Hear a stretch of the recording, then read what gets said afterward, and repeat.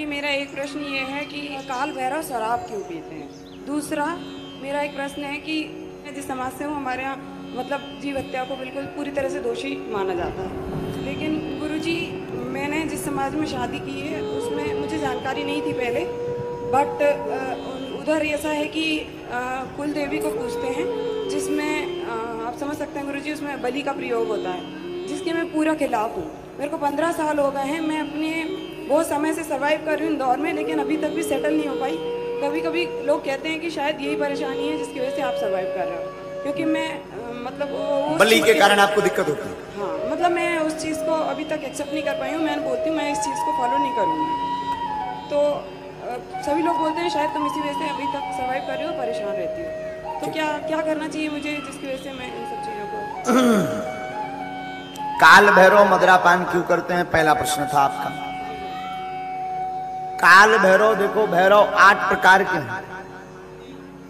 8 प्रकार के भैरवों का वर्णन आया है। बटुक भैरव भी है, उन्मत्त भैरव भी है, काल भैरव भी है।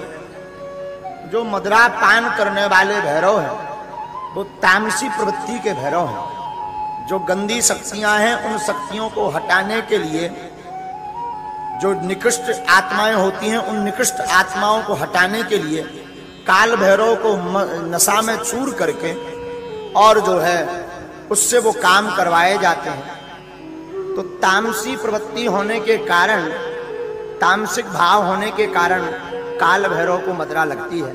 इसका दूसरा शास्त्रोक्त कारण यह है, भैरवनाथ की कथा तो आप सबने सुनी होगी। वो पूर्व में बहुत तंत्र साधनाओं का साधक था। हमने एक जगह पढ़ा है कि जब भगवती ने उसका सिर काट दिया, देवी ने सिर काट दिया तो केवल सिर भर रहा।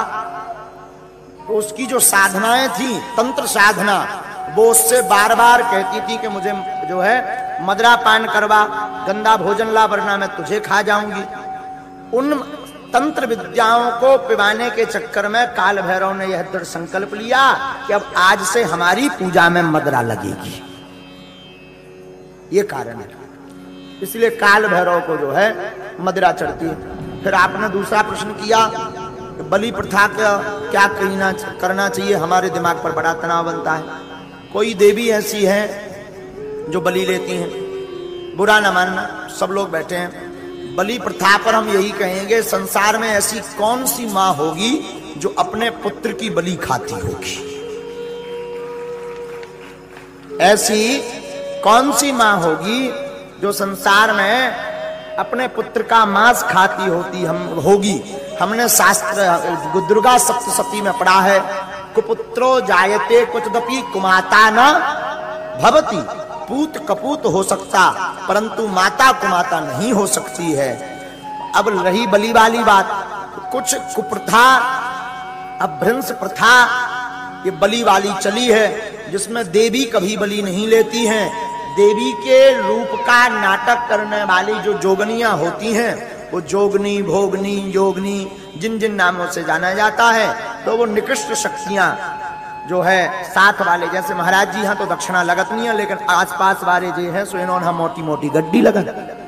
और गुरुजी फिर वो जो मतलब जो भी हैं पूर्वज हैं या जो भी हैं, फिर वो परेशान भी करते हैं ना, वो उसके लिए क्या? उसके लिए एक उपाय है। अगर आप बलि प्रथा बंद करना चाहते हैं तो बकरे की या जो मुर्गा या आदि आदि पशुओं की बलि देते हैं, उन जीव जंतुओं की बलि ना देने की बजाय सफेद कुम्हड़ा, नींबू अथवा नारियल की बलि दे सकते हैं, तो देवता भी प्रसन्न रहेंगे और मन भी संतुष्ट रहेगा।